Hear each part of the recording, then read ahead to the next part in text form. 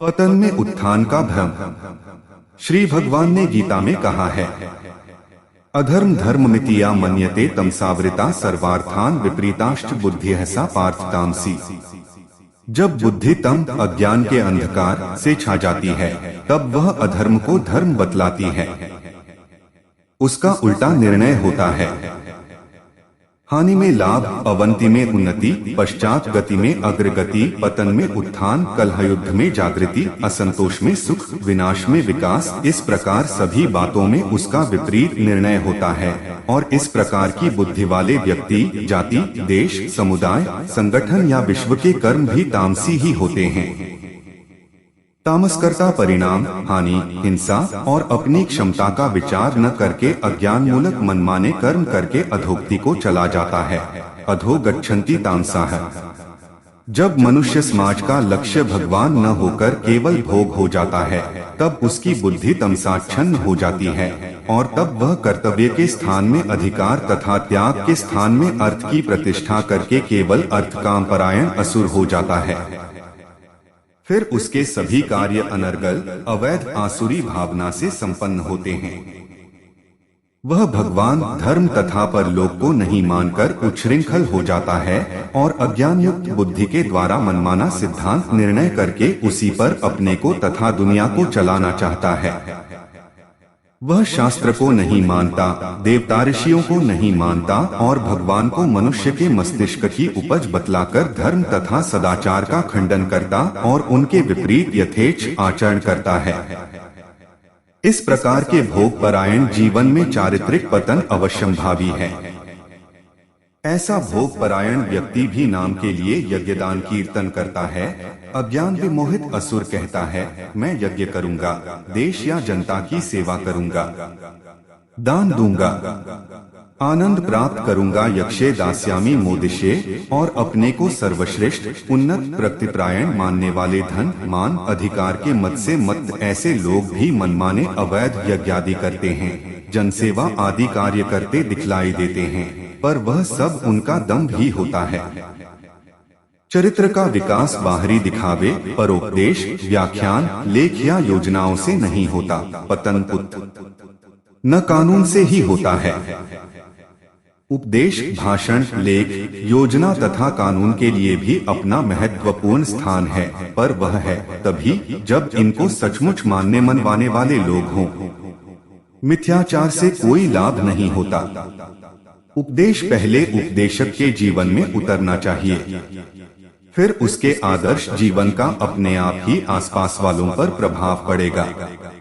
आज समारोह होते हैं, आयोजन होते हैं, उपदेशायोजन होते हैं, गठन तथा प्रचार होते हैं, पर वे होते हैं केवल दूसरों के लिए। इसी से वे प्रायः निष्फल होते हैं।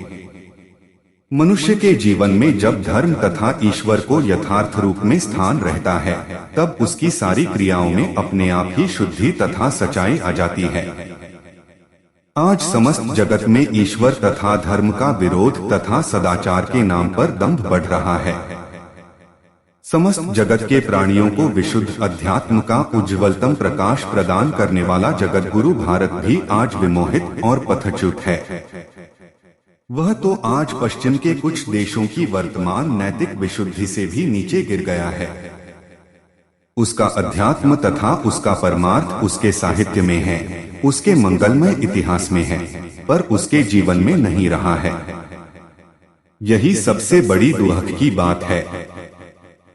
हमारी इस घोर भोगवाद जनित मोहग्रस्त विपरीत बुद्धि का ही परिणाम है सेक्युलर, धर्मनिरपेक्ष, दूसरे शब्दों में धर्महीन राज्य, केवल अर्थसाधिनी धर्मरहित शिक्षा, भगवान, देवता, परलोक तथा शास्त्रों पर अविश्वास की प्रवृत्ति, केवल भौतिक विकास की योजना पूर्ति के लिए वृक्षों से ली जाने वाली अपार ऋण राशि, भोगवासना, विलासवृत्ति तथा व्यय बढ़ाने वाले जीवन के उच्च स्तर की कल्पना, असंख्य तथा घोर हिंसा के योजना पूर्वक वैज्ञानिक कारखाने, बड़े बड़े यांत्रिक उद्योग, मनोरंजन के नाम पर समाज का घोर पतन करने वाले दिन दिन बढ़ते हुए सिनेमागृह, नारी स्वाधीनता या उच्छृंखलता, हिंदू कोड बिल, तलाक कानून, निर्लज्जतापूर्ण नाच गान, मांसाहार का योजना पूर्वक प्रचार, सरकार की ओर से प्रजा के रक्त का कण कण चूस लेने वाले तथा सबको बेईमान तथा निष्किंचन बना देने वाले भांति भांति के अपार कर, टैक्स, अफसरों की असंख्य वृद्धि, परिवार नियोजन, कृत्रिम संतान निरोध साधन, हिंसा प्रधान औषध निर्माण के कारखाने, चोरबाजारी, घूसखोरी, व्यभिचार वृद्धि, व्यसन तथा फैशन का प्रचार, सत्य तथा ईमानदारी का अभाव, वंचक वृत्ति, बाहरी दिखावा, अध्यापकों का अनाचार, विद्यार्थियों की अनुशासनहीनता तथा चारित्रिक पतन, प्रांत भाषा आदि के नाम पर कलह, राजनीतिक दलबंदी तथा एक दूसरे को गिराने में ही शक्ति का दुरुपयोग, पूर्ण ध्वंस, सभ्यतापूर्ण डकैती, चोरी, भ्रष्टाचार, नाचार और अनैतिकता का प्रसार आदि। ये कुछ नाम गिनाए गए हैं। इन दोषों के साथ ही सहयोगी तथा इनकी संतति रूप असंख्य दोष आज हमारे समाज में बड़े जोरों से व्याप्त हो रहे हैं। केवल शहरों में ही नहीं, गांवों में भी यह विषबेल जोरों से फैल रही है। पता नहीं क्या परिणाम होगा। काम, क्रोध, लोभ, जिनको भगवान ने गीता में नरक के त्रिविध द्वार बतलाया है, आज हमारे जीवन के नित्य संगी बन गए हैं। मानो हमारी सारी जीवन प्रवृत्तियां इन्हीं के द्वारा परिचालित हैं। तभी तो जीवन में सर्वत्र घोर अशांति छाई है। कहीं कभी किसी भी वर्ग में विशुद्ध शांति के शुभ दर्शन नहीं होते और तुर्रा यह कि इसी को आज हम प्रकृतिया उत्थान मान रहे हैं। इसी से समाज में चोर पूजा, व्यभिचार पूजा तथा अनाचार पूजा का आज गौरव गर्वचित्त से प्रचार प्रसार हो रहा है। उन्नति तथा उत्थान का वास्तविक अर्थ है चरित्र का उत्थान, मानस उच्चता और तदनुरूप व्यवहार बर्ताव में विशुद्धि। यही वास्तविक जीवन संस्कार या संस्कृति है, जिससे हमारे अंदर के दुर्विचारों, दुर्गुणों तथा दोषों का नाश होकर अंतर के भावों का सात्विक सुधार हो जाए, वासना, कामना आदि विशुद्ध हो जाएं। उनमें से भोगासक्ति, हिंसा, असत्य, उच्छृंखलता आदि दोष निकल जाएं। जीवन विशुद्ध, संयम पूर्ण तथा पर सुखित स्वरूप बन जाए और विचारों के अनुसार ही आचार भी सत्य, शिव, सुंदर हो जाएं, तभी उसकी संस्कृति का उदय समझना चाहिए। आज तो हमारी सारी संस्कृति समाज की हिताहित की दृष्टि से शून्य केवल कला प्रदर्शक, संगीत, वाद्य, अभिनय तथा नृत्य और उसके सहयोगी सहभोजपान में ही सीमित हो गई है। इसी संस्कृति का प्रदर्शन करने के लिए हमारे नृत्य, वादन, संगीत कुशल कलाकारों की सांस्कृतिक पार्टियां विदेशों में भी संस्कृति प्रदर्शन के लिए जाया करती हैं।